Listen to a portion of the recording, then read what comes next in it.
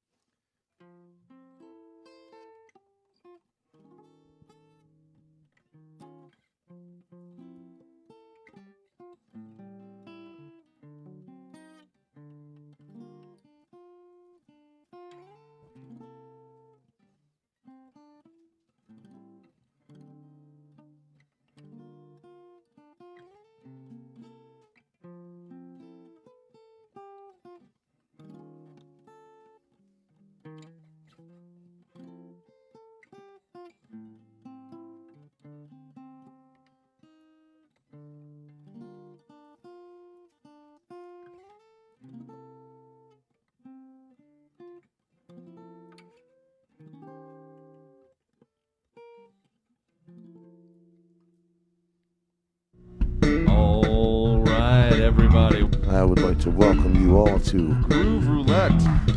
Groove Roulette. This is a music series where we have 4 musicians From 4 different local bands come together and improvise some amazing music for just a couple of hours. Now this is a randomly formed band, so Due to the laws of physics, a band cannot perform without a name. give it up for Hey Beautiful. Skibbity Paps!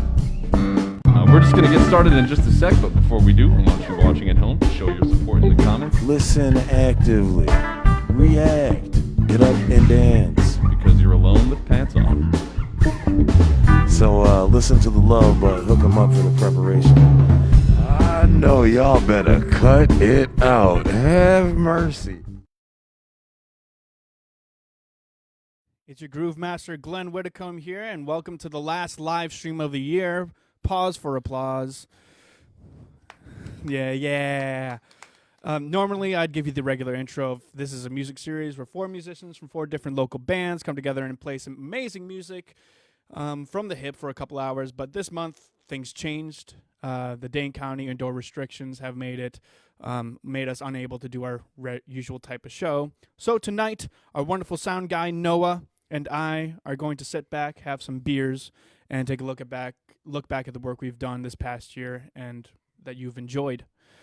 As in our usual intro, we ask that you donate to our PayPal, but this time it is our donor box link to get some extra cash for the musicians, as well as our show for future episodes. I think it's right that we ask for some cash for ourselves this time. Little known secret is we don't really make much money from this doing this, but it's such a quality show that I'll do it till the day I die, I think. Amen, bro. Oh, yeah. So if you guys would like, you can follow the link in the description. It's donorbox.com/groove-roulette.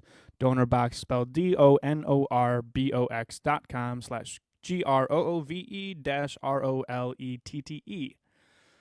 So just a little history about this show. It started back in 2017, and it was a house show called Random Jam Band Generator, and the structure was basically the same. And then come 2020, we thought it'd be a fun way to help local musicians get some extra cash and a bit of extra promo while we were all stuck in quarantine during the coronavirus.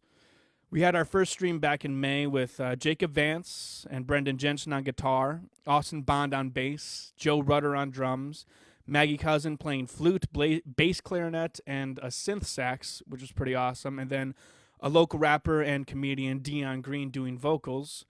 We couldn't get a proper clip from that stream for tonight, but instead we're going to highlight something that came out of it.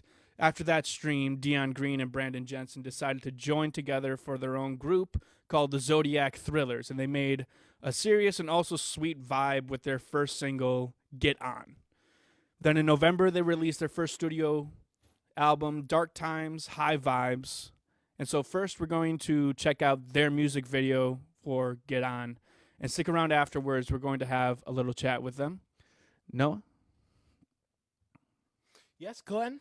How will we play them that little video there? Let's do that. All right. This This is fun. It's a lot, you know. This is It's it's a new experience it's for us both, and you know, It is. this is I'm- just I'm I'm glad we- relishing in it. I'm glad we're here together. I'm glad that I have you at my back, Glenn. All right, here we go.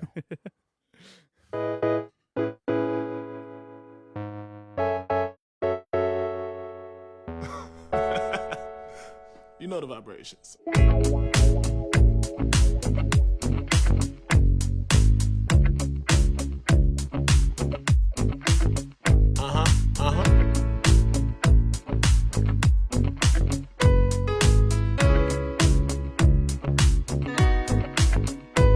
Love's a game for the brave, but we ain't from Atlanta. All the ways that we changed both our lives for the better. You know, somewhere in the back of my mind, I think I've known you since the beginning of time. I'm getting corny in my old age. Bold plays in that old chase. Don't wanna end up dead in the rat race. Rather lay up on the beach, somewhere near the reef. I know you get mad when I blow trees on. It's in the weather. Come on, come on, come on. Jump on, we can do it slowly. Slow as you like, yeah. Get on, we'll be together. I'll be alright as long as you console me. Slowed my roll, made some goals, got in touch with my soul. Take my hand, little mama, let's go. I know I had you sweating for a little bit. We broke up, and you know I'm never celibate. But little them had your smile, couldn't match your eyes. What can I say? I blood Geminis, even when you're talking ish. I still wanna lay you down quick till we both kick back with a J and Netflix Get on, it's in the weather. Jump on, we can do it slowly. We go as slow as you like, yeah. Get on, we'll be together. I'll be alright as long as you console me. If you a bad Pisces, put your hands up. If you a crazy Aries, baby, stand up. It doesn't matter your sign, cause you also fine. Just hop in my ride so we can take off.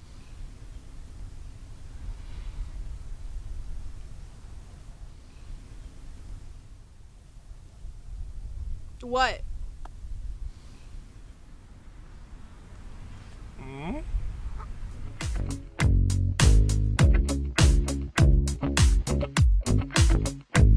If you a bad Pisces, put your hands up. If you a crazy Aries, baby, stand up. It doesn't matter your sign because you also fine. Just hop in my ride so we can take off. Let's go.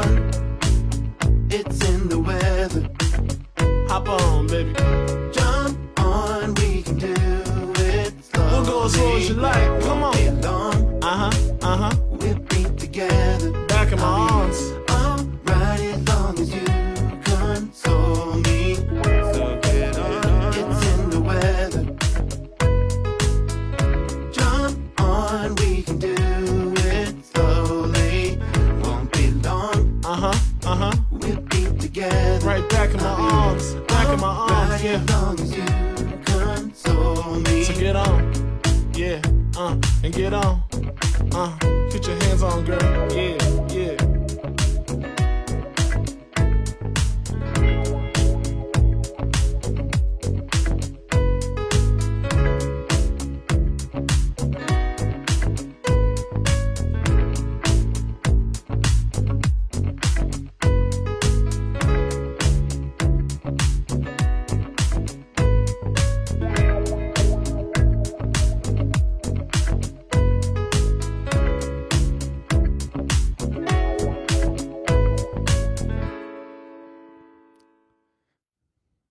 That was quite a fun video. Nice. And Nice. so on Zoom chat here, we got Mr. Brandon Jensen, and we're waiting on Dion. See if he can get in here. But Brandon, how you doing, man? Good. How are you? I'm doing great. That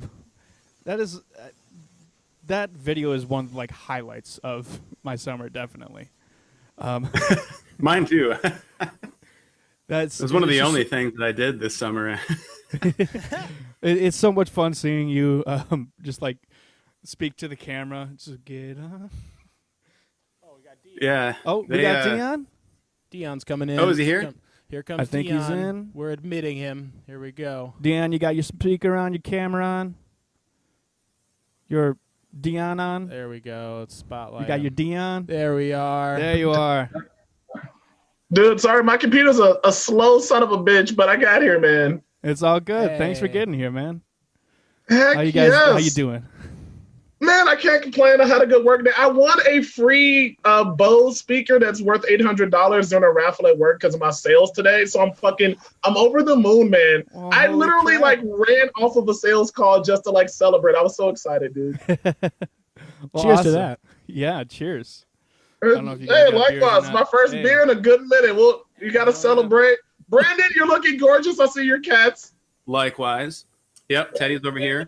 You guys all Look, look gorgeous. look, I wore the shirt from the video as my thing falls on my head because, we're doing this. And it's also my nicest shirt. So, I it's didn't think of that. boxes.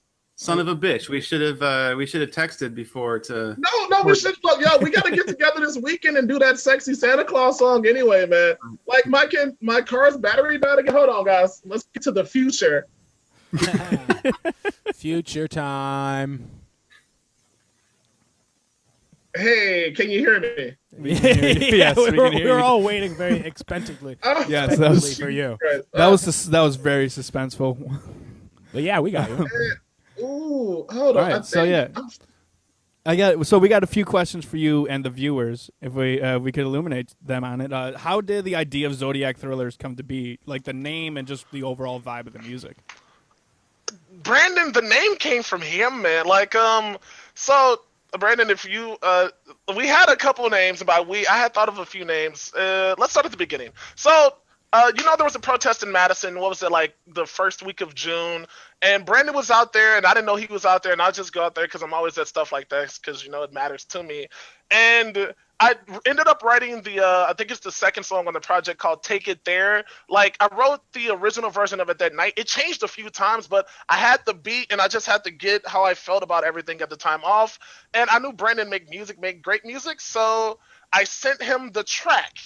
And I was just like, what do you think? And like, he responded nicely to it. And as an artist, if people are nice, then you're willing to talk to them because we're all sensitive. And then what was it like within like the next few days, dude? I think what happened was you sent me the like original version of Get On, and you already had like the bridge together. It already sounded smooth, and it took me probably like 2 weeks to like really like sink into it because I was still in like that protest mode. I was still in that like I'm fighting the power. Like, I can't have fun right now. I got to be a serious black man, which is hard for me because I'm a goofball. But I was trying to do that, and as soon as we went to his place that first time and played it, like the lyrics came. I think some of the best songs I write is when I'm not trying to like get overly wordy, and it just came from the first opening line. Love's a game for the brave and it ain't from Atlanta, which is super simple, but it just flowed. And I think Get On probably took the shortest amount of time to record. Like, we kind of started getting a little overly heavy. I mean, I did, but Get On it came out, and then the vibes. I mean, I say vibes as a part of my natural language. It came right away, and we were like shooting the video for Get On, and the name I had in mind was something whack as hell. It was like Briley Street Boys, even though niggas aren't even on Briley like that. But I was like, we're from Madison, we should show Madison. And Brennan, like in his nice way, was like, nah, that shit's whack, because he doesn't just say it. He was like, yeah, well, let's think on it. You know what I mean? And it was like the next morning, you're like, hey. It might have been like that night at like 11 p.m. You're like, hey, what about Zodiac Thrillers? And it just immediately, it was us. Like, Brandon, yeah. Yeah, well, Dion's he's an astrology wizard, so he had like those references to the zodiac signs. And then that night I was watching like a Netflix documentary on serial killers. And I woke up in the middle of the night or something, and I was like, well, Zodiac Thrillers. And then it's just stuck. It's such a great name. I absolutely love it. It is. And by the way, the original start is, of course, fucking Groove Roulette. Without you guys, like the protest happened, sure, and that needed to happen to write that first song. But it was because I did that one, and we jammed, and I had forgot how much I missed seeing people in fucking person because COVID had been happening for like 2 months. But besides that, just the way that it's like synced up, and I'm used to as a rapper, I just get a beat and rap by myself, but it felt so good to like work with someone who got me, like his grooves just immediately hit. So that was part of the reason I sent him the track. But without you guys, we're not here, honestly. I mean, maybe I would have still sent him the song, but the whole project would have just been Dion Green writing about his like feelings. It wouldn't have been, I mean, that's kind of what the project still is, but now it's like a whole thing, you know what I mean? So thank you guys for like, one, having me on the goddamn show and putting us in the right place to, you know, have that kind of kismet moment. Yeah, I definitely want to get both of you back on in some way, shape, or form in the future. But I hear you guys working on more and more music still. I think one of the songs is came off of one of the tracks that we had for Captain Crotch. The one that you guys did is called Booty Fantasy, right? Yes, sir. A song and topic near and dear to my heart at the very least, and yeah, and not many people have actually heard it. You guys are pulling a bit more of your guys' comedy talents through this song a little bit more, because Dark Times High Vibes definitely does have a serious vibe to it, but you guys are still both comedians, and I love the fact that you guys are, you know, hell yes. Getting risky with it. Going forward, there'll be a lot more comedy. I felt like I just had all this pent up energy that I had to like get out on this first project so I could have fun again. So you're gonna get a lot more booty in the future. All right. For sure. Well, here I gotta leave it at that. Thank you guys for calling into the show. If you guys want to check them out, Brandon, where can we find more of Zodiac Thrillers? We're on the major streaming platforms. So you search Zodiac Spotify, Thrillers Apple. on Okay. the big dogs, iTunes, Spotify, Google, Amazon. Awesome. All right. Well, then and also, we're going. If you want to purchase it, go to Bandcamp because we get that money and it helps us make future projects. Sorry, Glenn. Just wanted to throw it in. That's fine. I will let anyone plug Bandcamp anytime because that's where the musicians get the most bang for their buck. Seriously. So, yeah. Otherwise, it's like 2 cents for 100,000 plays or something. Literally. Yeah. If you're streaming a million times, you get $4,000. It's ridiculous. Yeah. That's why like Groove Roulette's not on Spotify or any big streaming platforms because we're not going to make a cent out of that. Right. But thank you guys. Check them out, Zodiac Thrillers. We're going to move to next month. And so the next month's show was right after the protest. It was called Hey Beautiful. It was hosted by Alan Robinson. You can check out his stuff on Mr. Robinson's Neighborhood on 92.7 Talk Radio. And in the group there was Kat from Milwaukee, Quasi Stampley on guitar. From Natty Nation, there was Aaron Conkle. From Brahmulus, I'm wearing their sweatshirt today. There was Greg Brookshire. He brought out a 8-string guitar. And then Joe White on the drums. And we're going to be talking to Joe after we show this clip, which is called Quasi's Jam from June's Hey Beautiful. Here we go. Enjoy. Quasi, can you kick it off?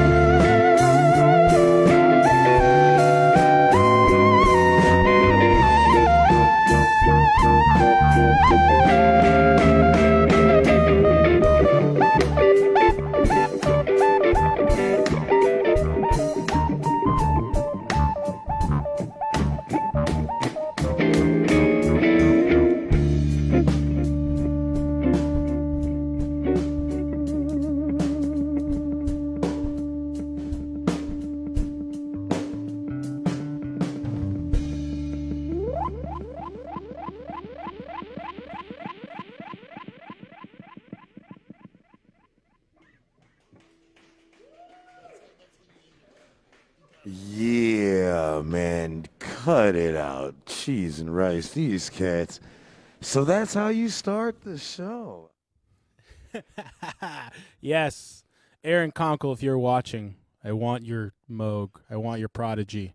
That Fun is- fun sidebar about Natty Nation and Aaron Conkle. Yeah. One of the first gigs I ever played, it was with my brother Elliott and a couple other high school buddies, and we played with Natty Nation in Mount Horeb High School, or not high school, Mount Horeb Middle School gymnasium. I remember that. And I specifically remember seeing Aaron playing with that. I think it was the Prodigy at that time, and he had another, like a Rhodesy, I don't know if it was a Nord, but he had the double keyboard set up and a little mixer and the delay, and I was like, oh my God, I know what I want to do. I with remember all that. my spare time. That was like the Haiti benefit. Yes. Yeah. I was a yes. dancing fool at that. But yes, from June's stream as well as July's stream, we got Joe White and John Mesloris from Don't Mess with Cupid here on Zoom. Hey guys, how's it going? Oh wait, hold up. Oh, hold up.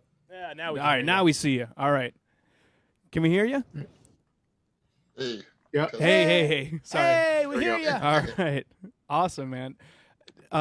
Joe, I absolutely loved that stream. It was really fun watching someone as like seasoning yourself, a student of Clyde Stubblefield himself, playing with, a younger generation of musicians coming in, especially wearing your forward jersey. That was a sweet little thing on top of it. Always.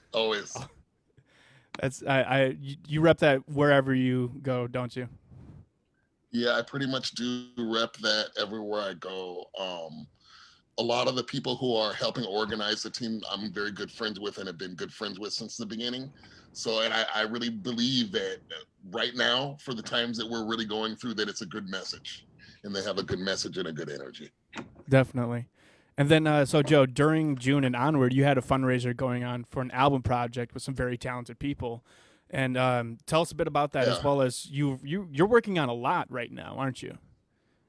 Yeah, I'm working on a lot. I don't know how I can do this, but I did actually just sent a link in there. I'm doing a holiday show this weekend on Saturday with my new friend Kelly Jackson, who she performs internationally. I believe she's from up north here. I only met her recently, and her and a few friends of ours are going to be, I believe it's up in New Glarus is the gig, but it's going to be virtual like most things, with maybe a little bit of seating. I'm doing that right now.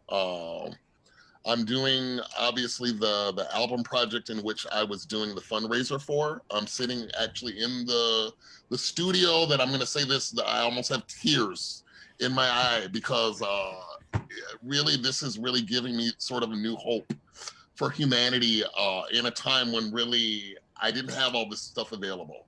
I wasn't able to just go back here with my drums and have them mic'd and press a button and record. Now I have that ability. My fans, people who believe in me, have given me that ability. John actually helped me with that ability too by helping me with the interface that I have, which I got from him. But little bits and pieces, down to the soundboard that I have that actually came from one of my buddies from an old band, my buddy Lexi Frauchi, who actually, he worked with Ian's Pizza for a while, but we had a punk rock band way back when, named The Mutt Show, which we actually did really well with the band, but those guys got more vested in Ian's Pizza, and it was when that was really taking off. Oh, for sure. So now I've got the remains of that studio that we recorded those old songs with, and a lot of things that I've sort of pieced together. I have a bunch of friends, and I know you just mentioned that. Some of them I'm going to mention, some of them I might not mention so much. Some of these people are just people who I know from growing up. Some of the people are from college.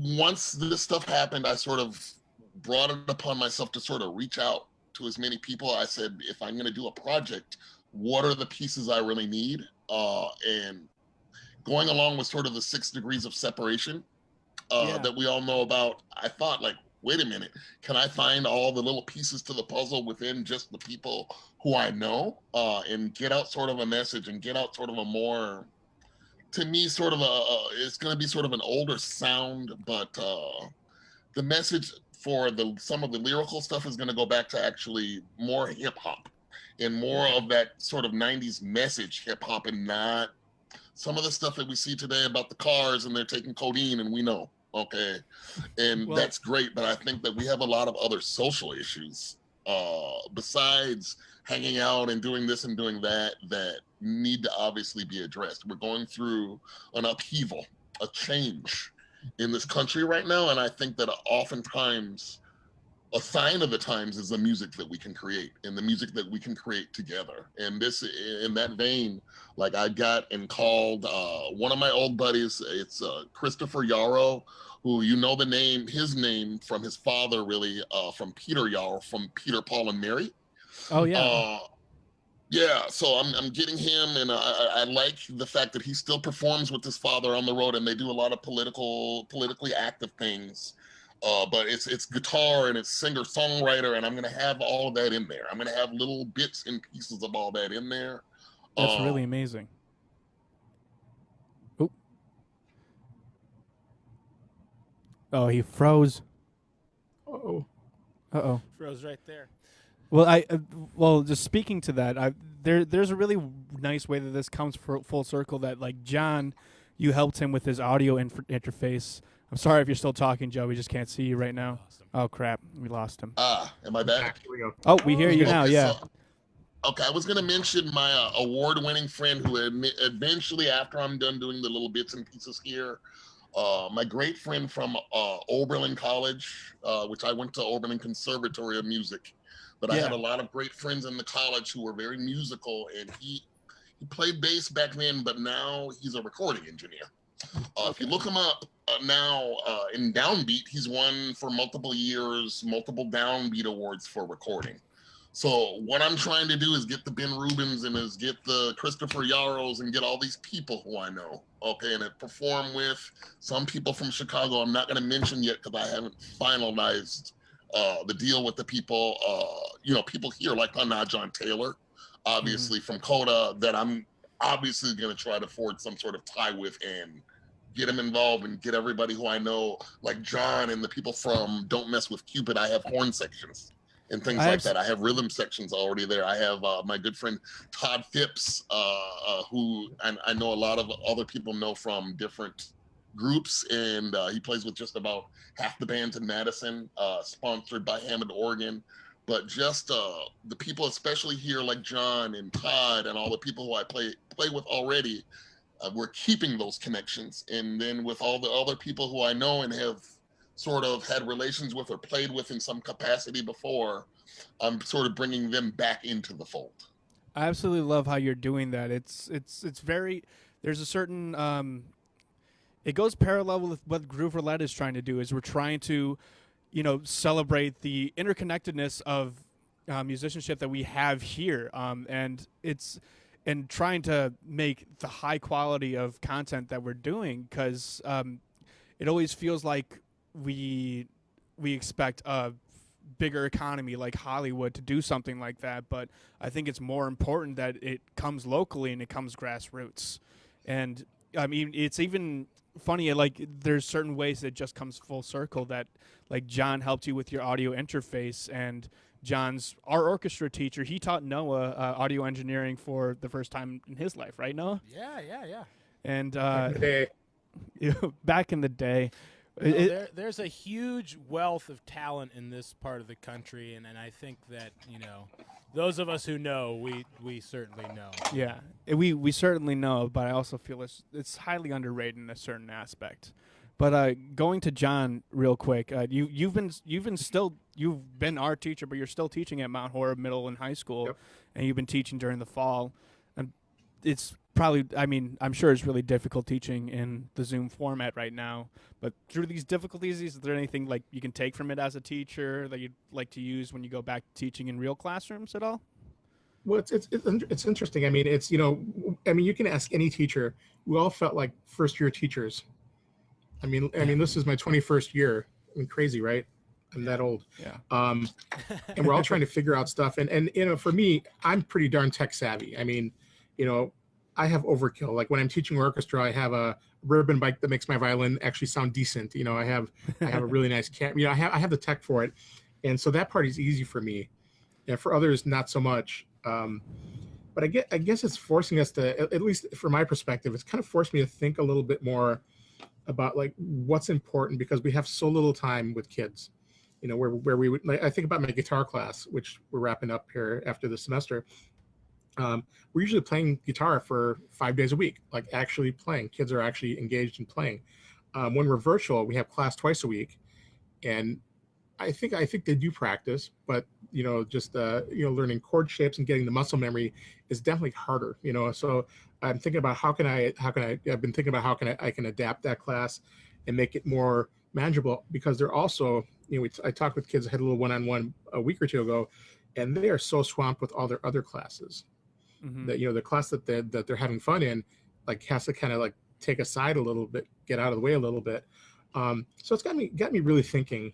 And we've been talking more as a department, and you know, standards have always been a part of what we do, and I feel like we've planned lessons and done some meaningful things, and then figured out how the standards fit into those.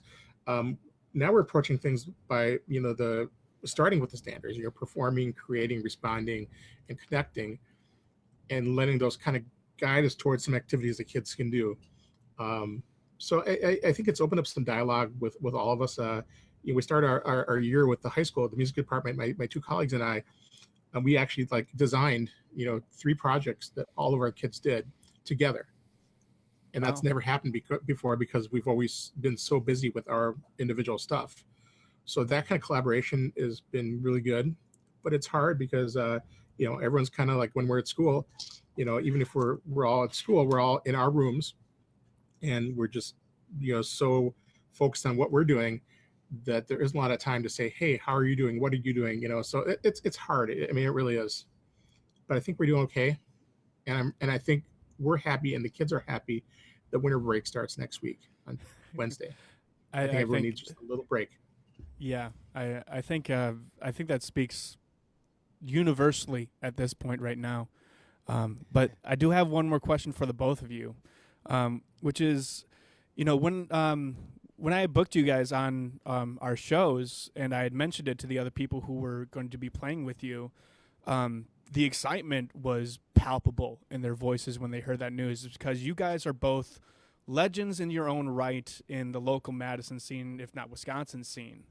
And you guys, for trying to put it as nice as, like, you guys are part of the old guard of I knew you were about to call us old.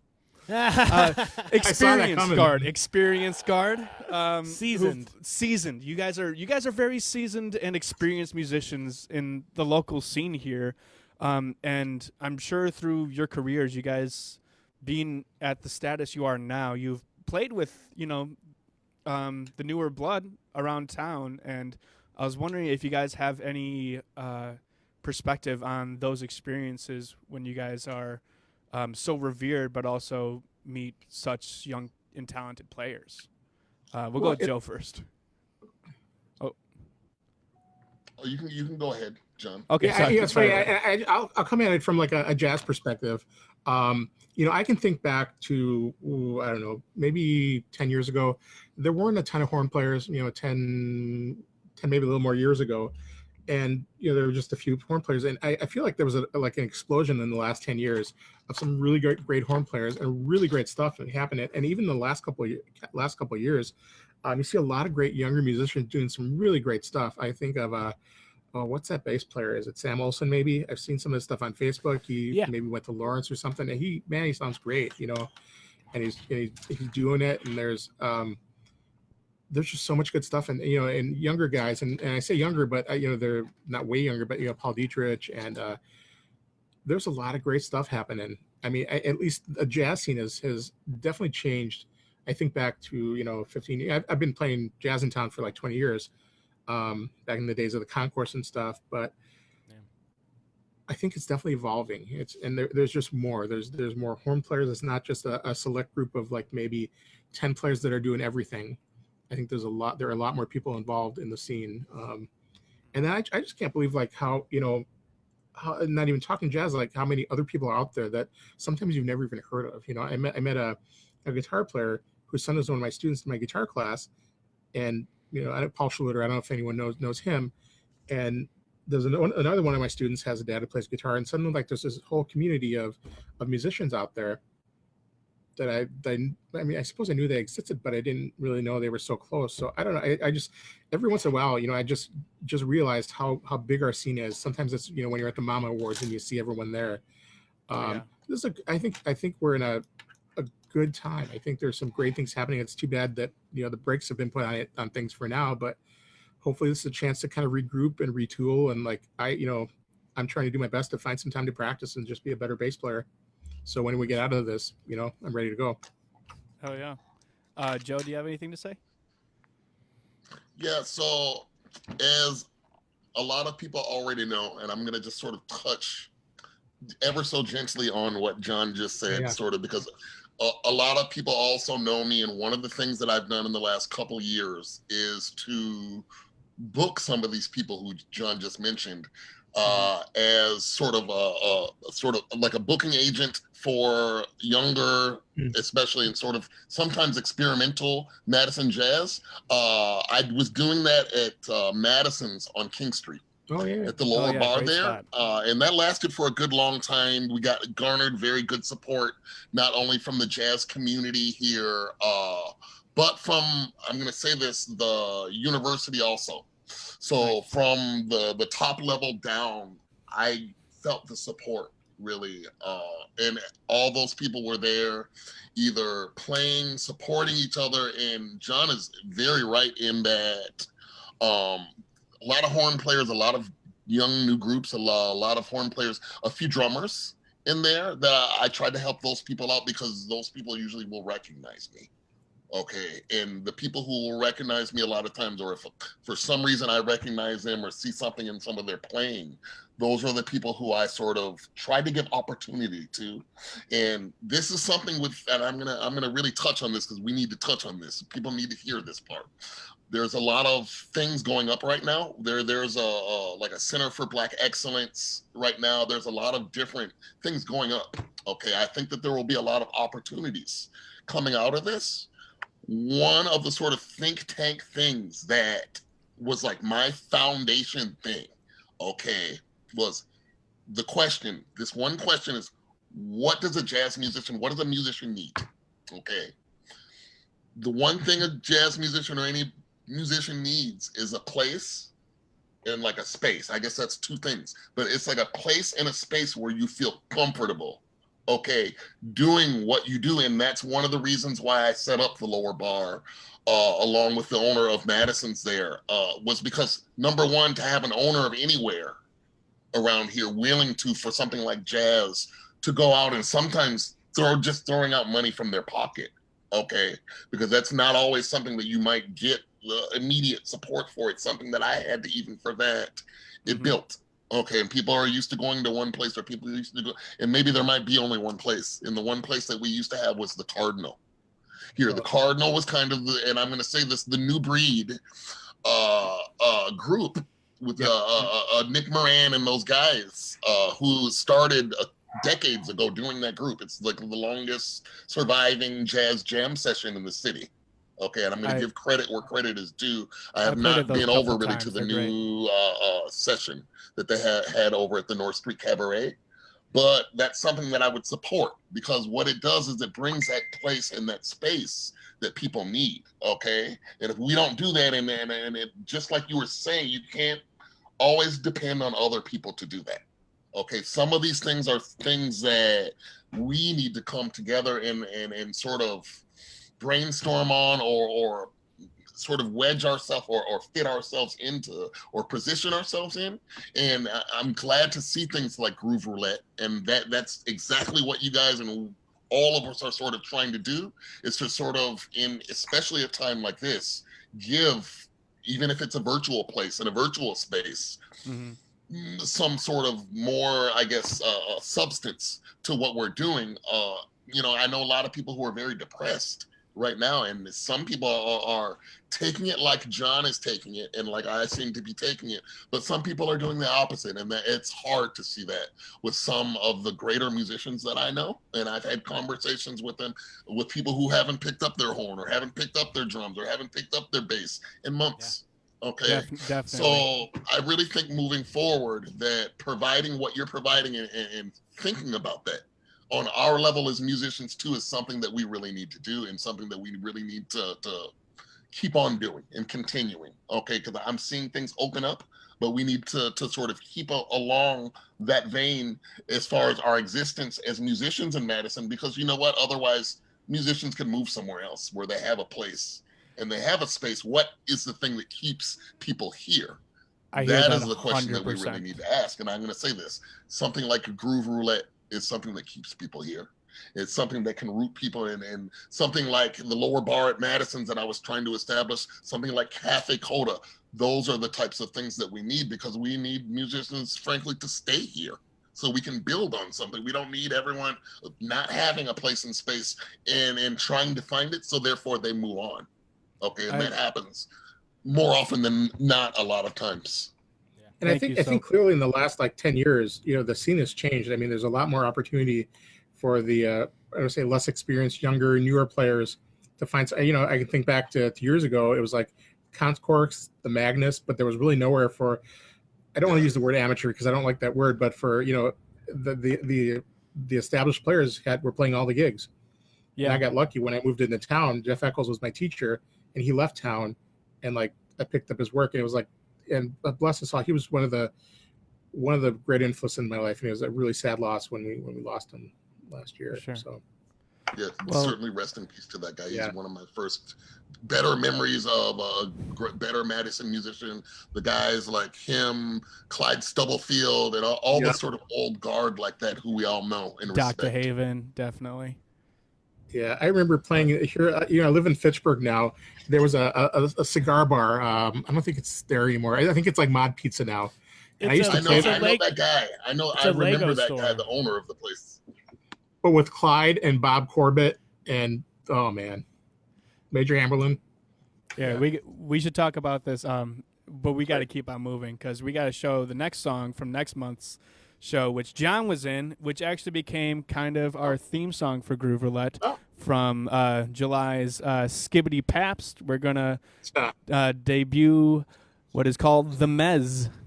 Yeah, thanks again, Joe White. Thank you guys so much. And John Mess for joining us tonight. Yeah. Love you guys. Good to see you. Awesome. All right, here we go. We're gonna go cue up The Mez. All right. We'll see you on the other side, folks. Miles, yell Marco. Oh, was that? I think John shouted Polo. I don't know if you could hear. He was pretty far away from the mic. I don't know if you could hear it, but I think he shouted it. So we're going to give it to him. All right. Want to get crazy? Yeah, let's do it. Get crazy.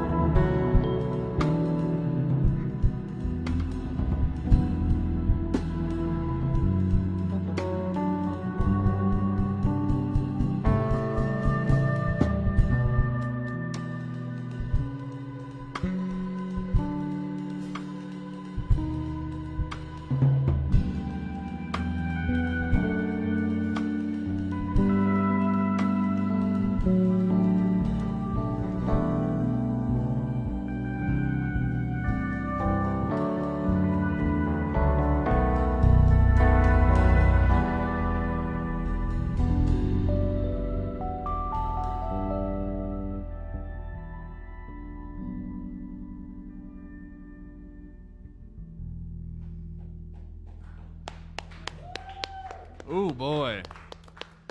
Thank you for starting that one off, John. You said you want to get crazy, and well, damn, you did. Heck yeah. I love how Jake comments on that. I really love that. I love that episode because everything just, all four players, even though it was improvised, every like part of that song just came together at the same time. You guys were in sync in the strangest way. I think a good, like, if the people are playing together tightly when it's really quiet like that, that's when you know you have some really fucking awesome musicians. And that jam, I feel like, was a perfect example of quiet, tight, and tasteful. Like, it started out with like a crazy bass line. Yeah, working, day and night. Good stuff. All right, and so over on Zoom chat we have the drummer from Skibbity Paps ! Mr. Chris DiBernardo from Bad Philosopher. Oh, and he is in a fractal right now. Oh my! And now we are just colorful bars. Chris, why don't you just tell them how everyone's doing? Hi, hey, Chris. Hey, that was pretty crazy. What quite the intro. Yeah, we had to get crazy for you, especially, man, because you are one crazy drummer. How are you doing, man? Thanks so much. I'm doing pretty well. How about you guys? We're doing pretty good. I'm just chilling out here. Me and Noah are having a fun time experimenting with this Zoom chat type of thing. Yeah, He's got it. He's got it. I love it. All right. Well, we just got a few questions for you, especially since the stream of July out here. You've been doing a couple gigs here and there with Skibbity Paps host Jake Snell and his buddy Alex. Did you guys have a name for your group, and how's it been playing with them? It's been very, very fun. And first and foremost, we definitely kept it like very, very safe on the gigs. We only did one performance together, and it was an outdoor event. Very cool. With kind of multiple performance sites around a barn, and people would like walk around. So it was very fun. We haven't come up with a name yet that we want to use going forward, but I believe we were billed as Three-Piece Suit for that for that particular gig. That was chosen by the host of the event, but it worked pretty well. That's awesome. And so, like John, you are also a music teacher, right? Correct. Yeah. Although I just teach individual lessons. Big round of applause for John and others who are teaching large groups of people at a time. That's very, very difficult. But yeah, I teach private drum and percussion lessons over at the Madison Music Foundry. Yeah. Is there anything you want to say to your students who might be watching? Yeah, kind of echoing on some of the stuff that John was commenting on earlier. Now is kind of a time to kind of dig in and work on your craft, but also diversify maybe some of the skills that you have. Like I've had to figure out a lot of technology things for doing digital lessons, figuring out how to just play music, like using a loop pedal because you can't get together with people. So I've been kind of going through my own personal growth and just trying new things. And a lot of that honestly comes from some of my students. I watch them in their own musical creation, and they're playing multiple instruments and working on multiple things. The other point, which I think... Go ahead. Oh, sorry. The other point, which Joe was kind of saying, is even though it's a little discouraging now without performances, going forward and into the future, I think that the arts and music is going to be very, very important. So even though it's like difficult sometimes to continue working when you can't really play for people and have that energetic exchange, just know that it's going to be important in the future, and this is just a temporary situation. For sure. And then, so one of the things I wanted to touch on is over the last year, we've had a lot of different drummers on, but we've had two drummers from Natty Nation. You've played with Natty Nation, and Paulie Willis, and you guys both have setups to your drum kit which have so many extra fun doodads and knickknacks, for lack of a better term. That's the technical term. It is a technical term. Okay, I'm glad I know that now. Doodads and knickknacks, and just a wide array of percussion tools that you don't normally see in standard drum kits. Like, as a percussionist, do you want to tell us anything about that? Is there a favorite of your little tool of hoodly-doos that you like the most? Yeah, totally. And shout out Paulie too. I checked out his performance, the stream that he participated in, and it was really, really awesome, as all of these shows have been.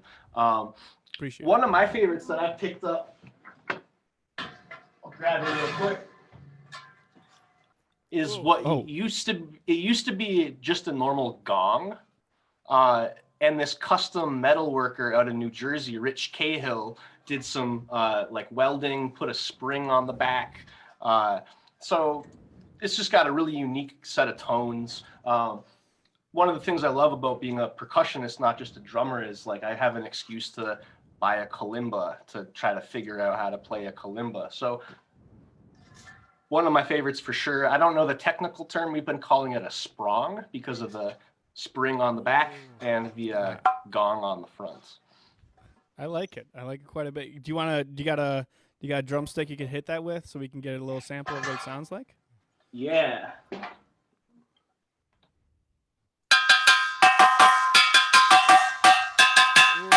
That is very fun.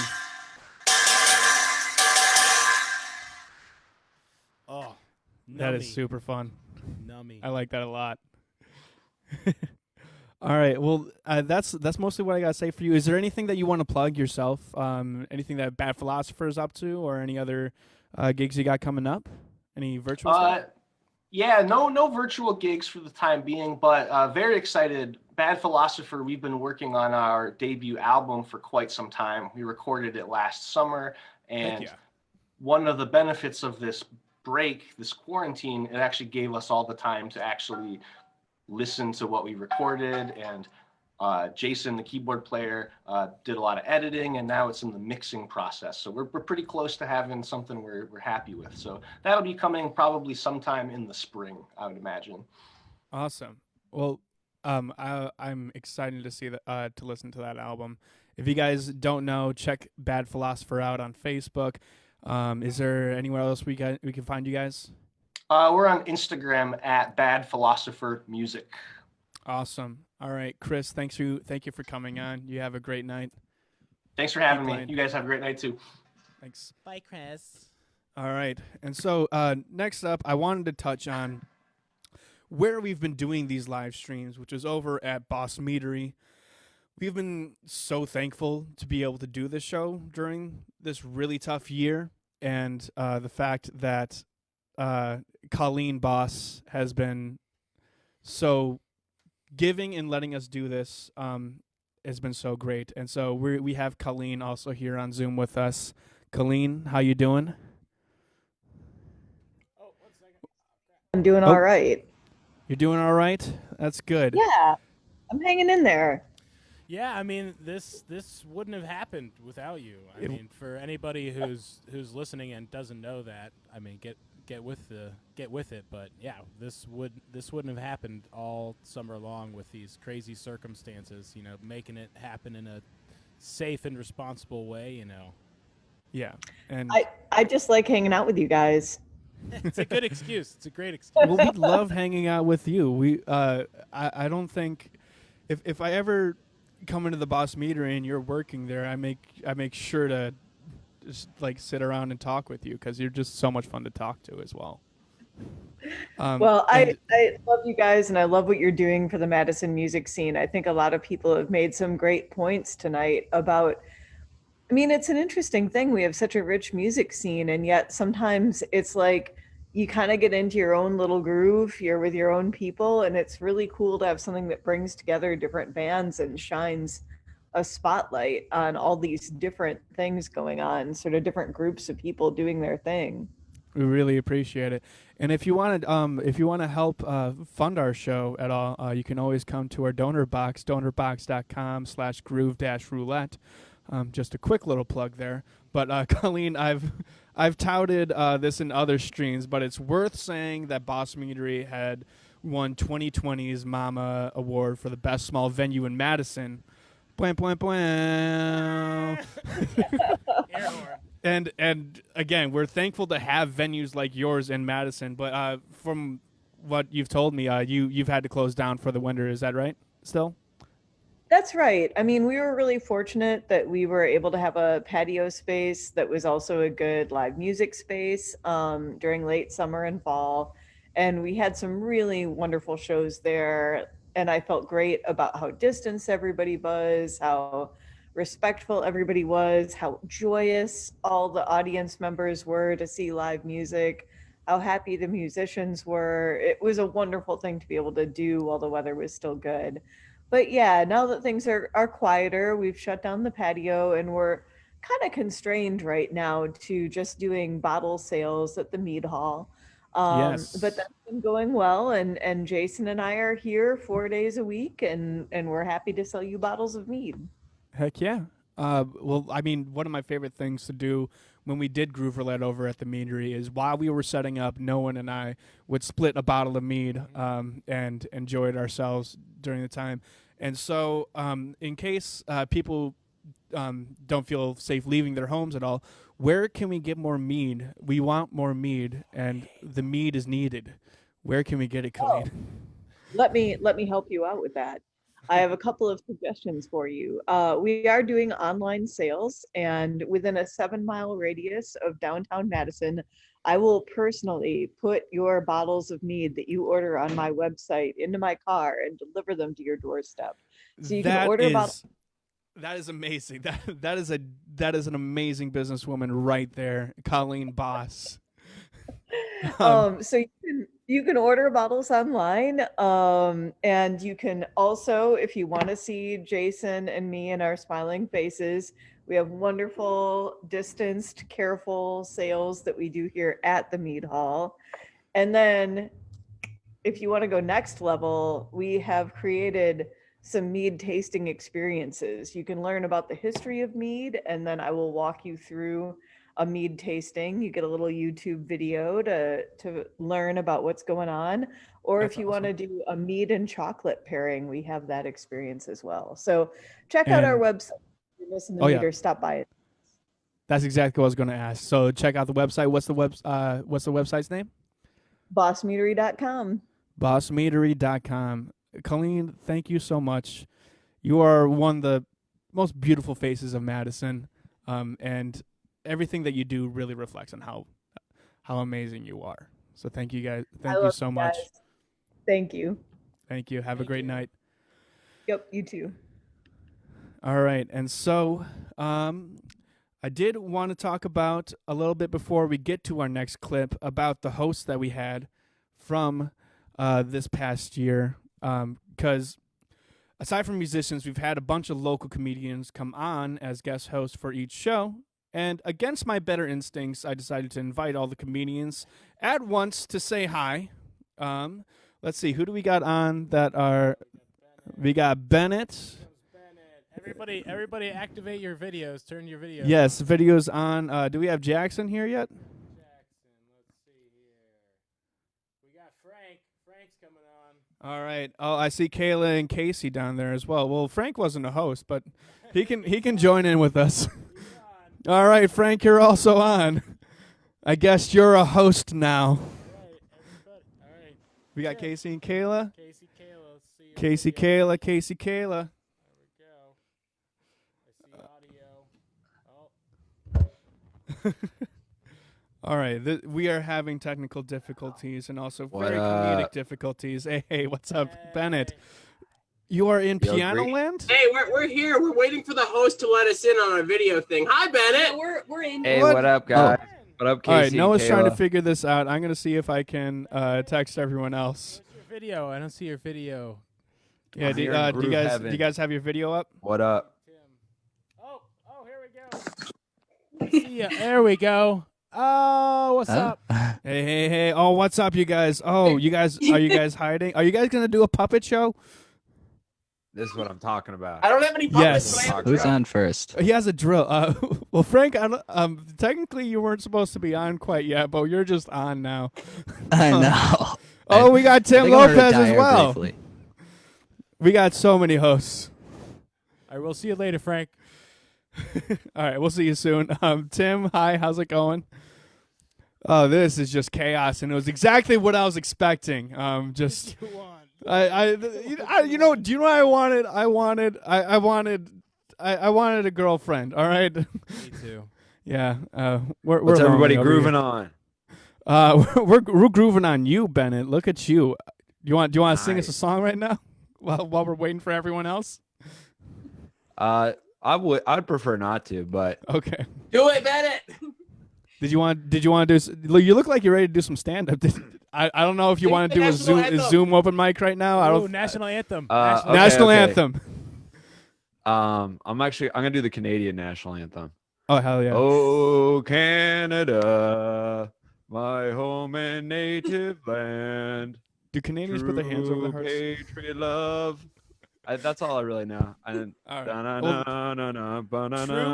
That was absolutely beautiful. If you guys want to hear more of Bennett singing the Canadian national anthem, it'll be coming up in 2022 on Groove Roulette's Bandcamp. Bennett, we gotta get you in the studio. All right. Absolutely. I'm All ready right, for the so- live session. Hell yes. I have no idea if we're gonna see Jackson and Jake here. But for the most part, we'll start with Bennett. Okay, well, firstly, thank you guys all for hosting the shows this past year. You guys did great jobs, and brought some laughs during each episode, especially this one. One of the things I really regretted was not plugging you guys enough during the shows as hosts, and especially Casey's double chin right there. So now that we have you here, I wanted to give you guys a chance. Oh, it's Jackson. There's Jackson. Jackson, can we Sorry hear about you? that. Oh, it's all yes, good. Yes, How's sorry, it going? Good. I got distracted by an episode of BattleBots and a bowl of chili. So that is definitely worthy. Oh yeah, it's definitely going on, and it's good. New episodes? I need to get back into BattleBots. Oh yeah, brand new episodes. What? All right, one second. I'm just giving a text to Jake. Text Jake. Everyone text Jake. Everyone text Jake. Everyone watching the stream right now. Not in America. He's still not in America? Okay. Yeah. He said he was flying in tonight, but if he's not able to, that's fine. If you guys don't know, Jake is doing stand-up with Natasha Pearl Hansen in the Virgin Islands. We didn't know whether or not he'd be back in tonight, but I guess we were going to plug the fact that he is the organizer of Madison Comedy Week. And this weekend, December 23rd, there's going to be a Madison Comedy Week holiday special. So check out Madison Comedy Week on Facebook, and you guys will be able to check out how to view that special. But let's get on to you guys, because you guys are here. So firstly, Bennett, because you have such a perfect background, we'll start with you. I sincerely miss just going out to open mics with all you guys and then chilling out, drinking afterwards. Is there a favorite mic that you had and are excited to see again when things get back to normal? Oh, it's so hard to choose. I'll say I do miss the Jenna's mixed music. Well, it's mostly a music mic, and they really didn't appreciate me doing comedy there, but that's what I loved about that mic, and I miss it dearly. Hell yes. Best backdrop of a stage. I think they should substitute yours, definitely, with the piano in the background in the sky. Did you make that yourself? No, I just Googled I think music heaven. I don't think that's exactly what that picture is. That's a beautiful. Yeah, it has a watermark. I thought it was a good one because the watermark was directly behind me. So wow, I can hardly see it. Yeah. What does it say? Does it say music heaven? We're not plugging. I actually we're not created plugging it. other people's watermarks. All right, fine. All right. Let's go to Jackson real quick. Jackson, you're a great comic and who's been doing stand-up here for a while, but you're also quite a prominent radio show host, and you've got a morning show podcast on today's Q106. Where can we listen to it, and tell us a little bit about the show and your dog? He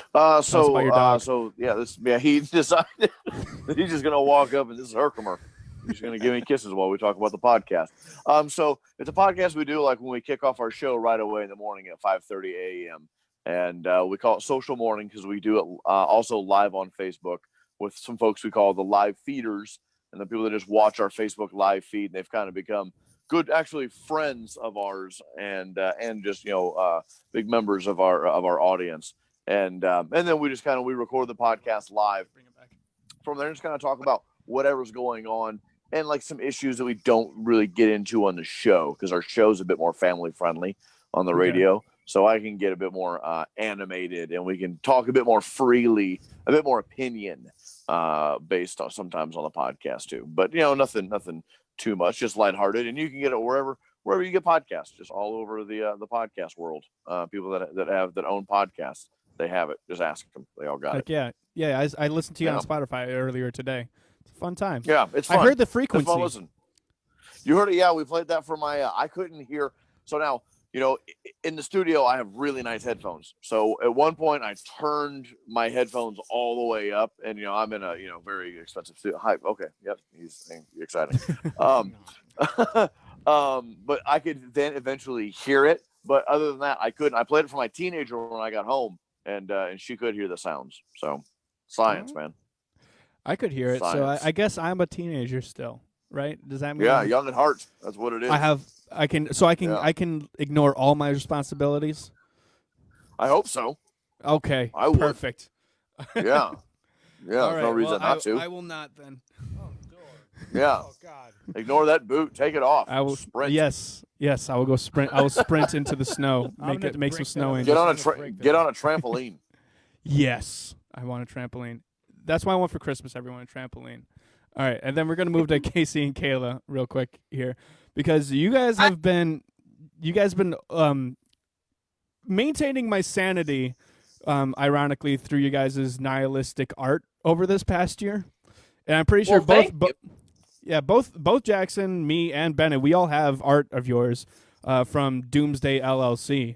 I don't know if Jackson, you looking for some of it? Yeah, and we're getting a tour. We absolutely love it. And each piece cracks me up. You guys, like, how often do you pull out new art? Like, it seems like multiple days sometimes. Yeah. Like in October, I set a goal for myself to do the Inktober thing, and then I haven't slowed down a lot since then. So it was really slow for like the whole summer, and then in October I tried to do one a day. Okay, yeah.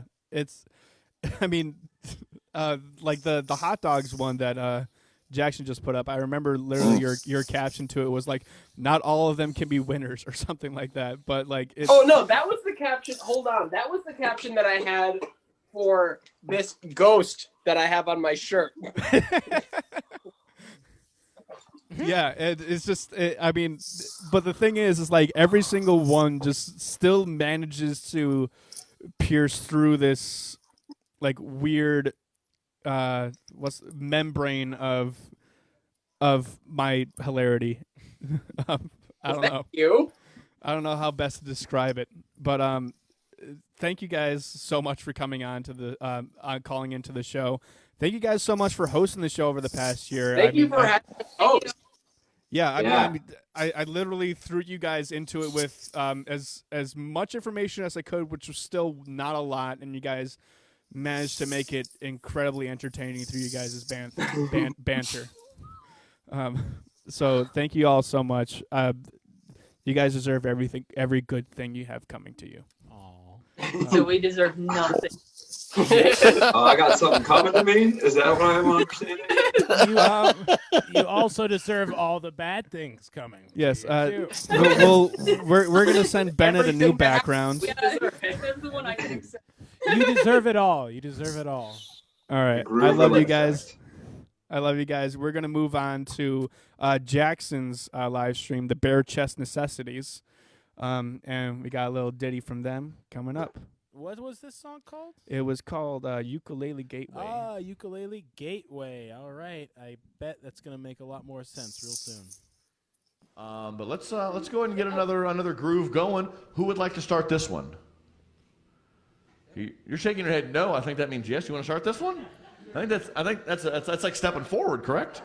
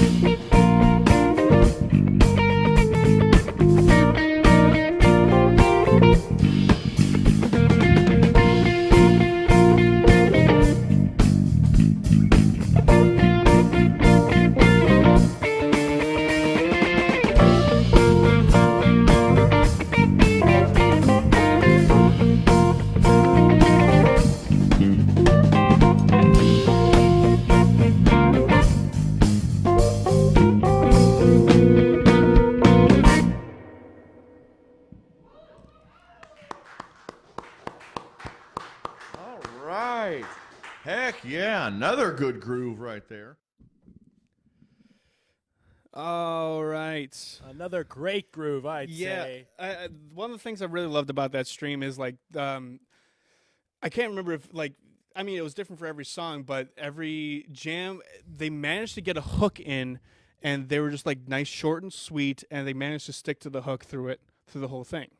Yeah, I mean, everybody was a very melodic player that night. I mean, Yeah. Tilo's bass playing is always it's bouncy. Oh, definitely. Frank is just a melody harmony master. Mhm. So I mean, it was a ping pongy evening for sure. For sure. And then, so, yeah, we do got Mr. Tilo and Mr. Frank Oh my Laufenberg gosh. over Should we here cut on to Zoom. 'em? Let's We cut should to 'em. definitely cut to them. Oh my! because- What happened? Oh my god! What the heck? Oh my god! They're muted. They're muted? They're not muted anymore. No. No. What? Tilo, what happened to you? We're not muted. No, we muted you on our end. That was our bad. He's just got us. I was muted. That's what happened. All right. Well, I think a deer ate Frank and Tim. Wait, me Are too? you- Yeah. Well, I mean, it'll get to you. Frank's coming I'm a to few you from beers in. I don't know inside if of you the can see deer. that. Frank's coming to you from inside of the deer. Yeah. This is what we're- the inside of that deer looks like. Yeah, soon enough that guitar case behind Frank is going to open up and a deer is going to walk through it like Samara from The Ring. Oh, I hope geez. so. I Oh, hope so. whoa, Terrifying. whoa, we're going back. All right. We're going that direction. So I don't know if we're gonna talking be. deer. Yes, it's. I think that's a new. We better see that next time the civil engineers come live. We see the engineers live. We better see that deer playing bass with its hooves. All right, so I got a couple questions from you. All right. All right, so Frank, the not deer. From what I hear, you guys' Wurk has been working on some new music here, and how's that been going? When can we expect to hear your lovely music again? Do you guys know? Well, yeah. Wurk's patrons will be getting a brand new studio release on December 25th. Oh my It's not a gosh. holiday song. It's more of a protest song than anything, actually. But we just figured, like, hey, we got to get one solid studio in for our patrons at least this year. So for everybody else, I think we'll be dropping some stuff on Bandcamp in January. Bandcamp and our website in January, and then onto the streamers, Spotify and Apple Music and all that stuff in probably February. And then we're just going to sprinkle singles all across 2021 as far as streaming is concerned. But if you want it first, on our Patreon page, everything will be there at least a month before it gets to anywhere else. So Awesome. And then have you been working on anything with Old Oaks lately? yeah, actually, Noah has been working with us real hard on a 7-track full band release. Really excited to get that stuff out. We had Max Morkri, the drummer from Wurk, join Old Oaks in the studio, and Miles Morkri, the keyboard player from Wurk, joined for 1 track on piano for that Nice. Old Oaks release. And so pretty excited to have a full band recording of those 7 tunes. That's also coming out probably in January on Bandcamp and the oldoaksmusic.com. And then the streaming probably in like February and March for that project. Yeah. Heck yeah. Pretty lots of new stuff. Probably just give you a new song every week for like a couple months there. Perfect. It's amazing what you can get done when you're not gigging like crazy, when you can kind of just sit down and look at creation and whatnot. Truly. Yeah. It's crazy because the shock of this whole thing, it took a couple, I don't know, like probably like 4 months to figure out like, whoa, what is like, what are we gonna do? What's the course? Yeah. Yeah, just like it was really a bummer because I do a lot of the booking for Wurk too. So we just had 8 like kind of regional festival things lined up. We were gonna play a festival in Minnesota for the first time ever, and then just like watching I think it was like 40-ish shows over the course of 4 months just like fall out of play. Just and then we just stopped booking, but we were like kind of figuring out like, well, we've got some new songs, we should probably like get those cranked into gear. And so yeah, it's more of it's a transition, you're right. And like, all right, find some time to write. And I was listening to John earlier, John Messalores say, I'm going to come out of this being like an even better bass player. And so I think, that is the right attitude to have, and just being like, all right, I got some time, so I got to invest in my craft and really practice. Definitely. Yeah. I've been not doing that. Practicing and writing, I guess those are it is a fine balance. It's also hard to get motivation, like, cause like playing live shows is a big part of like the reward of music, both financially as well as like mental health, and like a lot of the reward is on the show nights. So like finding motivation when you don't have anything on the calendar, or it's all digital or whatever, is you really have to gather your efforts. Sorry, the deer is just still correct over there. Yeah, well, here we got a couple questions for the deer over here. Let's address the deer in the room. Yeah, let's address this deer in the room. So, deer, my deer, since the coronavirus has happened, I'm sure there's been a lot of less cars driving around. How's that experience been over the past? 9 months? Yeah. How's it been the past 6? I'll tell you, I'm still here.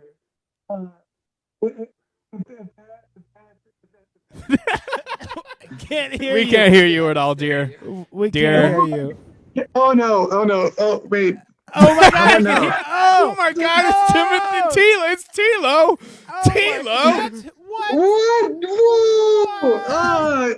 It was me the whole time. It was me the whole time. You mean wait? You mean to tell me that Timothy Lopez, the bass player of the Civil Engineers and the Belly Button Club, is not a deer? I'm afraid not. Sometimes I'm a bear, but in fact I've got 10 fingers, not 2 hooves. I'm beyond disappointed. I'm relieved. Yeah, Story of my life. I'm subscribing to QAnon now. Just kidding. Don't anyone do that who watches this stream. Okay. But we do have a question for Tim here. From what I hear, your beginning forays into like playing music was like jam sessions like Groove Roulette. And I always wanted to ask was, is there any difference between the structure of a regular jam and Groove Roulette as a show? Well, like what I was doing. So I started out by playing open jam sessions at a bar. It was weekly. And the best part was that there were $5 all you can drink wristbands. And so we had we had a great audience every week. It was perfect. No matter and we played 10 to 2, and then I went to school like at 8 o'clock. And so that was always like, see what happens, go with the flow. Yeah. Who knows what the next open jammer is going to be like. They could give us something really complex, something very simple. It wasn't like a jam in the sense that like jazz musicians are like really well-trained musicians like have those types of jams. That's not my background in open jamming in that thing. But as far as like the like structures to the groove, I don't. And if it was like it was actually pretty similar in the sense that there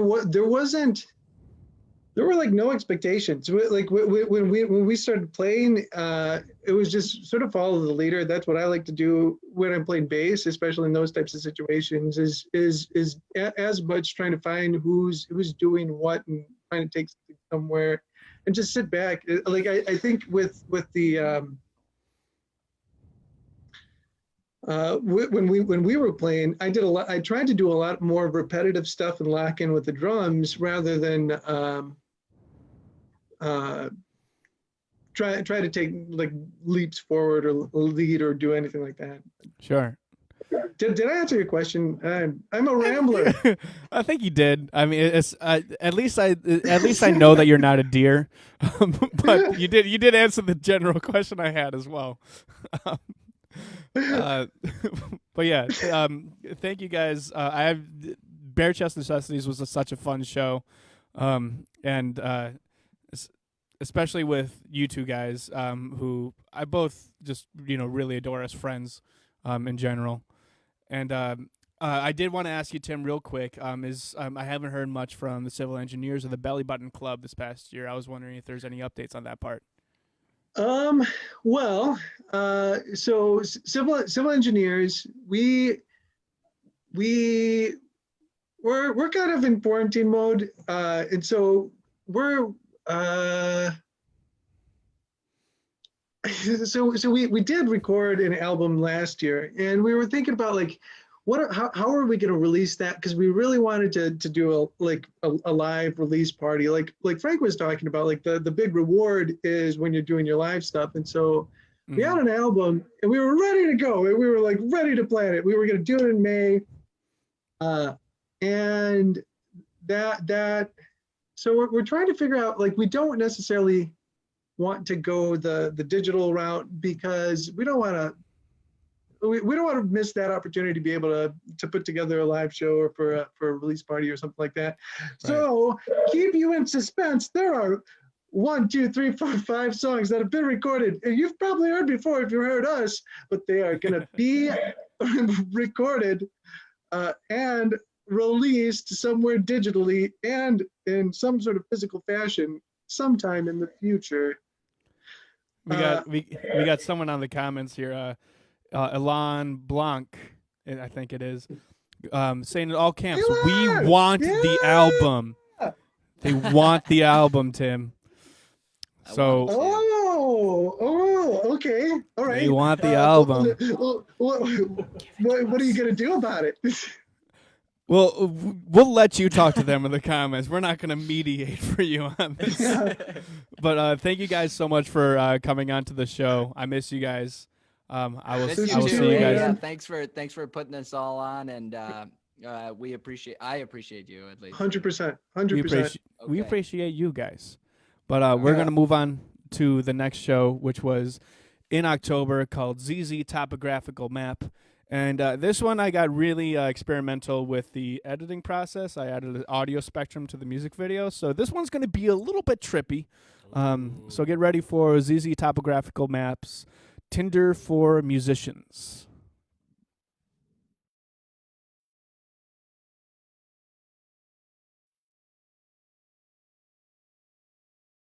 The guitar was too powerful. Shut everything down.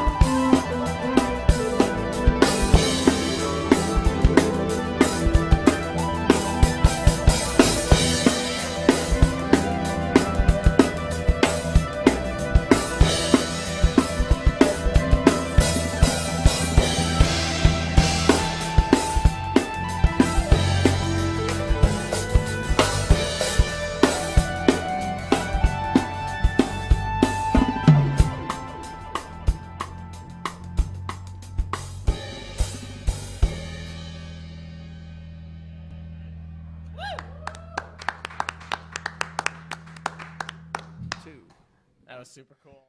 All right, that was ZZ Topographical Map with Patrick Van Berer on guitar, Eric Klosterman on the keytar. Who else was on? Who else did we have on? We had Grant Blashka from Here in Auto for the Arts on bass. And from Natty Nation, we had Paulie Willis. It was a fun situation. It was tight. Yeah, it was a fun bit of chaos that month. But so coming back, we have here on Zoom a Mr. Jake Snell who hosted Skibbity Paps back in June. Jake, how you doing? Was doing. Oh, good. We forgot to put on the audio for you. Say hi again. Hi. That was perfect. Perfect. That's what I'm gonna do every time I sound check somewhere now. I'm just gonna go, hi. Okay, we got everything we needed. All right. One take, Jake. That's a lot better than my dad always sounds checked by reciting the Jabberwocky, which gets old really quick. I've found a series of little words that I like to say into the mic just because they got the good vowel shapes and all that stuff, and you know you can test the pops. Like you can just give a good boner like right into the mic. Yeah, putting boners right into the mic. Huh? Oh man, I've had a long day. Yeah, you have. You just flew in from the Virgin Islands, didn't you? Doing a little show with Natasha Hansen. Yeah, no. Well, I was gonna make a joke about not being a virgin anymore, but now that you mentioned her name, I can't. I'm just kidding. Oh, I'm sorry. No. Yeah, I had a good time. We went there for a week. She took me along. She's a comic, as you know, and yeah, we had a good time. It was fun. Heck yeah. We did a couple shows. Yeah, people can still check out the show, right? If they want Yeah, to. so we did our Monday show. There's like two pretty much big cities. We're on the island of St. Croix. There's like two cities. There's Christiansted and Frederiksted, and we did it in Christiansted, which is like kind of the more like jumping little downtown. They still have COVID restrictions and all that stuff too, so it's like a light audience. But you know, Natasha goes down there every year, so she has like a whole little family down there already. So it was like a really, you know, receptive, cool audience for the Monday show. And then we put that on an app called ViewStub. And so I think if you go to, I think tickets are on nphcomedy.com. But yeah, ViewStub partnered with us to be able to put a little stream on their platform, which is a pretty cool little thing that they do. Awesome. Now, but then last night though, rowdy crowd got a couple people thrown out.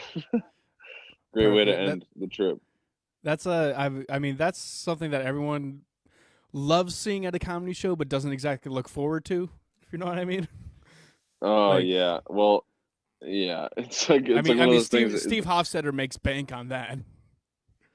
Yeah, that's one of my least favorite realities, but I mean, he's fine. You know, I don't want to badmouth anyone directly, but yeah, I definitely had to like make this guy feel pretty bad. But it was a good little opportunity to combine my music stuff with some comedy because I brought my loop pedal. So I mean, Glenn, you've seen the act where I just like kind of make stuff up with the crowd. Yeah. But I brought my loop pedal, and this guy was, you know, just being like an asshole heckler, like just taking it an extra step up, you know. Oh yeah. And so I just started making a song like looping like "shut the fuck up or I'll kill you." Like, so it was a fun one. People knew I wasn't, you know, actually giving a death threat. Provided some levity to the situation. Well, it's one of the things I like about you is if you act threatening. Well, if you say something threatening, you at least have the tone in your voice where it's not threatening, so that like everyone at least gets that joke. You're right. Yeah. Like, oh man, this guy, he's really throwing a murder threat out there now. That's no good.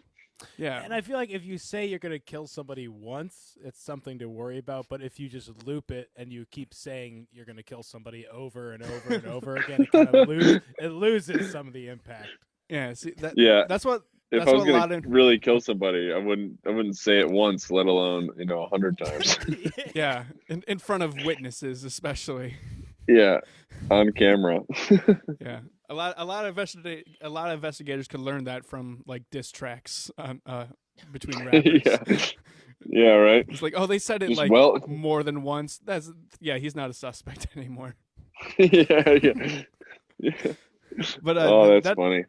That is one of the unique things about you having been a host on Groove Roulette is that you're both a comic and also a pretty talented musician. And I wonder if you had any like specific perspective on that when you were doing, because you've done Groove Roulette both as a musician and as a host. And yeah, is there I don't know, like, is there any fun perspectives you have from both ends of? Yeah, I mean, I've always loved, and me and you share this with kind of being, musical and comedic. But I've always loved finding ways to like intertwine the two. So, I mean, just the opportunity to get to do the show and play with other musicians was really cool, and then to get to, try to tie it together with a little comedic element was fun also. But like I was considering even like, when I was on, it's like if the recipe ever calls for it to like maybe do some funny shit anyways, like when I freestyle or whatever, like I have a hard time like being rapping and then also being serious. Like I'm not a rapper, but I will rap because it's fun for me, and hopefully making it silly enough can make it fun for everyone else too. Well, that but it's a cool little collaboration. I feel like in that in a way that, because there's always this conversation about rappers want to be comedians want to be rappers, and you managed to do both in a comedic way at the very least. Yeah, well, and actually some of my favorite rappers are like, I don't want to say like my favorite things about rap and my favorite things about comedy are very similar, where it's like someone just chose to say something in such a specific way that made sense to them, and that's what hit. And so that kind of thing is like when you find someone with like a really good perspective on something, or like a joke that was like, oh, that was always like right there. That was always like, and all he had to do was frame it that way to deliver it like that.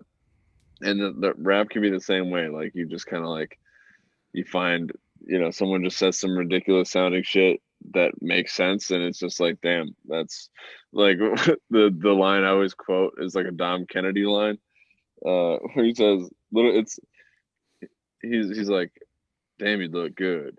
Damn, you look good, girl, and you look good. Like, just referencing the same thing like three times. Like, that's funny to me. Or he says, don't let a new girl make no spaghetti.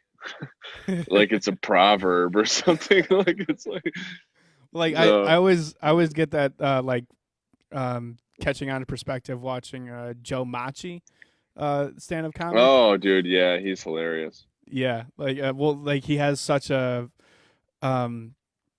different way of reciting his jokes, and but it opens up. He's and very nervous energy that but so wonderfully meek, if the best way I can put it. Yeah. Just unassuming, unintimidating, like once he starts really leaning into those jokes with that demeanor, people are like, oh my God, this motherfucker is hilarious. He knew better all the whole time. Yeah, exactly. But one of the things I wanted to talk to you about was Jake is he's one of my favorite people because he also runs Madison Comedy Week every year here in Madison, and it was a bummer to see that it had to get canceled this last summer, but thankfully this upcoming December 23rd, right? Madison Comedy Week. This Wednesday. Yeah, they're doing a comedy holiday special. What can you tell us about that? What do we expect? What can we expect? So I had released a fundraiser, and I made a little funny little video of like some B-reel from some of our shows that Jesse Chifo shot, and I made like a song to go over it, just like a little beat with like just a little flow about like, we didn't get to have our event and all that shit, and Yeah, I we're just remember kind that. of we still honored some contracts in the process, so we actually ended up taking a hit, and we're such a small festival that that's a kind of significant hit. But then instead of just kind of like asking people to donate, which I don't think there's anything wrong with that, especially for Madison Comedy Week, which is like we've always done right by our comics and paid a lot of people money, and festivals don't really do that, and so we've always kept that like a really cool thing about the festival.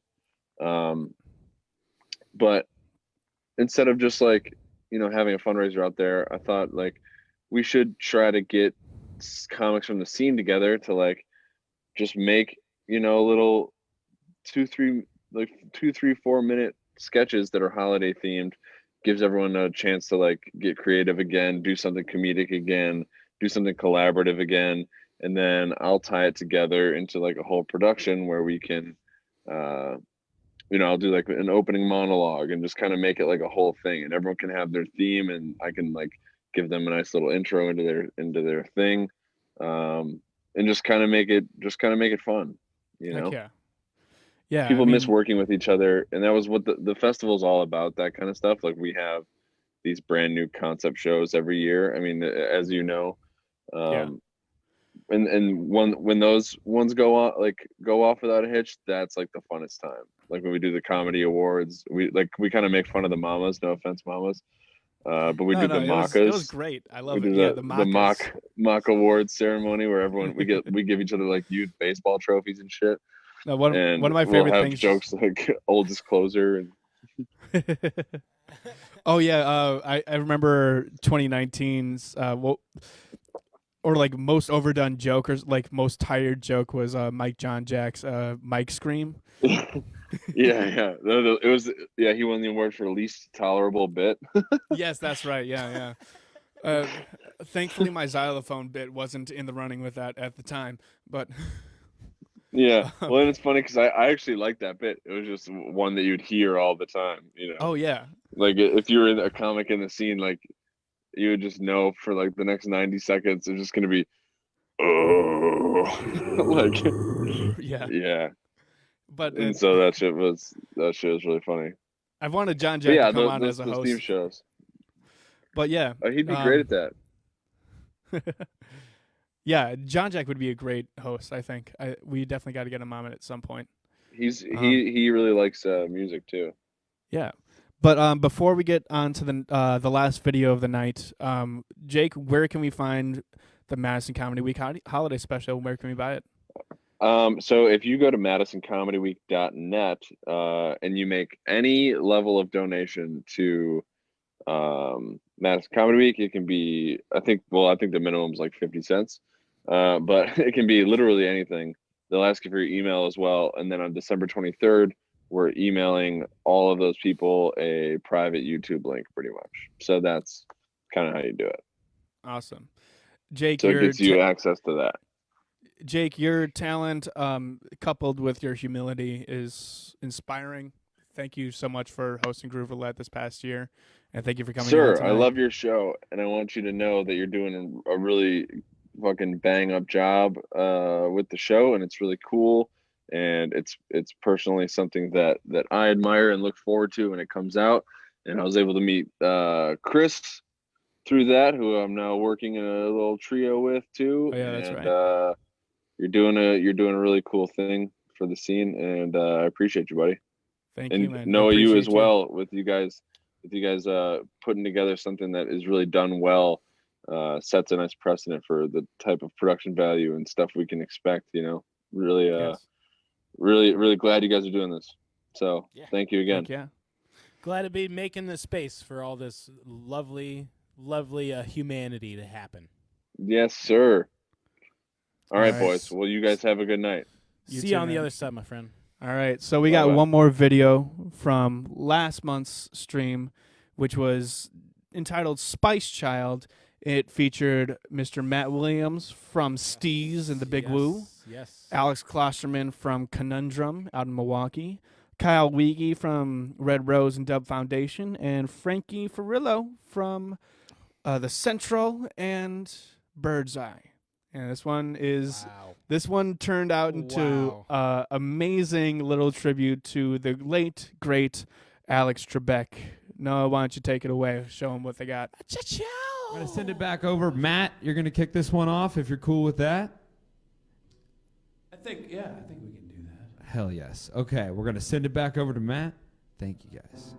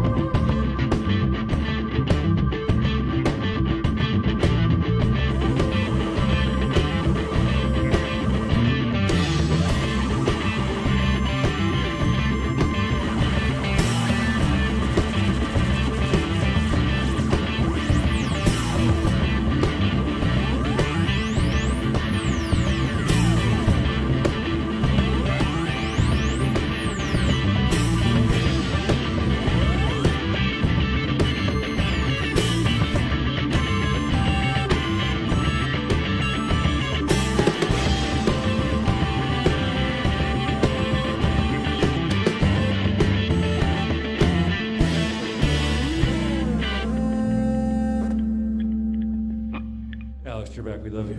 Oh yeah, R.I.P. baby! a legend. I will take Spice Child for 2,000, Alex. Answer. Another daily double. Hell yes, that was. Double. Yeah, true daily double. What a nice tribute to the late Alex Trebek. That was beautiful, guys. That was really fun. All right. Wowee. Yeah, that was that's probably one of like the biggest at top 5 highlights of the past year that we've done. Big highlight. Yeah, is the fact that like an improvised jam turned into this tribute of Alex Trebek, and big shout out to Mr. Watt Millions of Steez for starting up that jam. Mhm. And that was a beautiful night. Like it was the what was it? The Monday, the Tuesday, Monday It was a Monday. after the election, and Oh yeah. yeah, like that's right. Yeah. we had booked that, and we had thought, you know, like this is either going to be a very depressing jam or a very fun jam. Yeah. I mean, it was going to be fun one way or another, but like we had the chance it was going to be very depressing, but things happened. It's funny. I knew that even if Trump won, I was gonna be okay with it, because the night that Trump got elected in 2012. Mm-hmm. No, right? No, 2016. Of course. 2016. Yeah. That's like the world ended. In Oh, 2012. Romney won? yeah. No, in 2016, the Earthlings were at band practice, and it was like we were practicing at like the start of the night. I was like, oh, and at the end of the night, I was like, oh shit. So actually, we had this cathartic moment where we're like, oh, dang, this is crazy, but we have music to get us through it, and we got through it, and I knew. So having that experience and doing a musical thing, you know, the night after, I knew. I honestly had a similar night to that, because I was living in Milwaukee at the time, but I decided for election night to come to Madison and hang out with the kids from Wurk. Oh, nice. Yeah, and so I sat in on their rehearsal. They were rehearsing during the night, and I was basically watching them and keeping an eye on the polls. we all went to Echo Tap afterwards. And watch the results, and I was on a like denial bliss. I was like, "Oh, South Park's going to be so great now." Yeah, comedy's going to be fantastic. Comedy's going to be great, and I was right and wrong. Yeah. In many ways, but yeah, it was. Music got us through it. Yeah, music gets me through a lot of things. Especially 2020. It's been an honor to be able to do this type of thing with you, Noah. Yeah, man. I mean, give it if you're watching still, give it up for Noah Gilfillan. He's been such a savior for this show, especially with us doing it in this format. We would not have been able to do without you.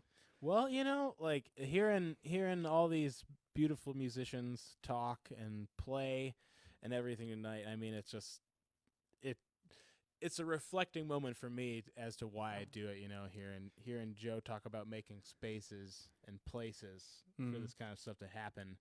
And I mean, I just feel so blessed in the circumstance that I'm in to help out with this kind of a thing that, I mean, the pleasure is all mine. Well, I mean, on top of that, another group that you're affiliated with. So tonight we were supposed to do another stream featuring members of both Wurk and the Spare Change Trio. We have planned to do that. It didn't happen because indoor restrictions. But it was and a didgeridoo. It's like a bass player who's a didgeridoo. That would have been so dope to end 2020 with. Oh my God! But the perfect thing to not have, like blowing air all over the place. Yeah, the perfect storm in a bad way. Love you, Sam.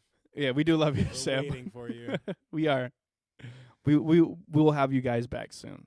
But we did have this show set up where we'd have sponsors, and one of the sponsors was someone you are also affiliated with, which is Brain Plate Records. Yes. And do you think you could talk about them for a little second? What they've been up to? I mean, it's basically me and my brother and Neil are kind of like the core group right now, and it's just a vehicle for Earthling stuff. at the moment right now. Mhm. I've done I did a bunch of music videos over the summer, kind of under the Brain Plate umbrella, but Yeah, Noah. under Noah. Yep. N-O-A. The A's weird though. The What A's kind of weird. A The is O's that? weird. I looked it up. It's the O with the line diagonally through it, and an A with Oh. one little circle above it. Yeah, the accent aigu and the And it's A. actually pronounced "nu" if you do it right. pronounced new. Yeah. So All right. I might have to change that. I'm looking into it. Or we should call you New Noah. New Noah, yeah, right. But right now, Brain Plate is mainly the Earthlings, and we're focusing on our next full-length album called Peace and Anarchy, and that's going to be out in January 2021. So. And you guys did have a single from that album come out recently. What's the name of that song? Sticky Heart. Sticky Yeah, Heart is. We had a lot of fun. We've been taking advantage of the pandemic and not doing shows and making videos. I mean, that's pretty much what we've just been spending our time on because, we're like 5 people and we play loud, we jump around, and it's about the live experience. So One of my favorite memories of the Earthlings is you guys playing at the cabaret and Elliott climbing on the Oh, yeah. on the yeah. I don't know if the establishment was too happy with that, but I was super happy with it. He can sweet talk himself out of any situation. That is very true. He's got a talent. But another one of our sponsors was Geminade, which is created by a friend of ours, Katie Hess, who actually made the new logo that you can see. Let me make sure I'm pointing right down there. And she makes jewelry. There we go. We'll make it big. We'll make it big. Yes. Wow. She made that logo. So if you ever want to hear up for graphic design, hit up Katie Hess. But also she makes some amazing jewelry. If you got, any mainly earrings. Yeah, some earrings. If you got anything you want to get some lovely ladies for Christmas. I'm definitely sure she'd appreciate that. You can check her out at etsy.com/ just search up Geminade Jewelry, Geminade Jewelry. And then one of our last sponsors was someone who's kept me employed through the pandemic, which is Fair Trade Coffee House. And like any other service industry business, they're having a rough time during the winter of this really horrible year. And so if you got it in your hearts, hit them up on Grubhub or Eat Street. Just if you're drinking tonight, which I am, I'm going to order some Eat Street or Grubhub coffee from them, especially. And if you guys want to as well, just look up Fair Trade Coffee House on Grubhub or Eat Street.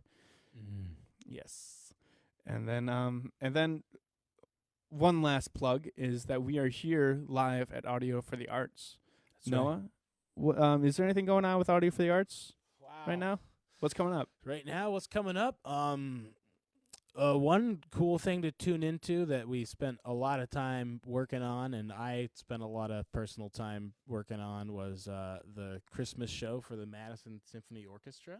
Oh my! So if you go on their website, it's for free on there. You gotta register online and enter your email address and stuff like that. But it is free, and it's a fun little Christmas program we did. They had some piano organ duets, some organ solos, some piano vocal duets. In the overture hall, just having the opportunity to hear music in there while it's just musicians and empty. It's a little bittersweet because you wish that there were people there for the concert, but I'm mostly glad that they didn't go the Proms route of doing a symphony orchestra doing hip hop songs. Hey, they would be able to pull it off. They'd be able to pull it off, but I'm a person who's just leave hip hop to hip hop. I don't know if we need a symphony orchestra for some Nate Dogg. Hey man. Although if he was still alive, I would love to see him in front of an orchestra. I bet he would be down. He would be honored. Yeah. But yeah, I mean that's a cool thing we've done. Just check us out on the social medias. We're posting stuff about what we do, and come talk to us, work with us on stuff. All right. We love you all. We love you.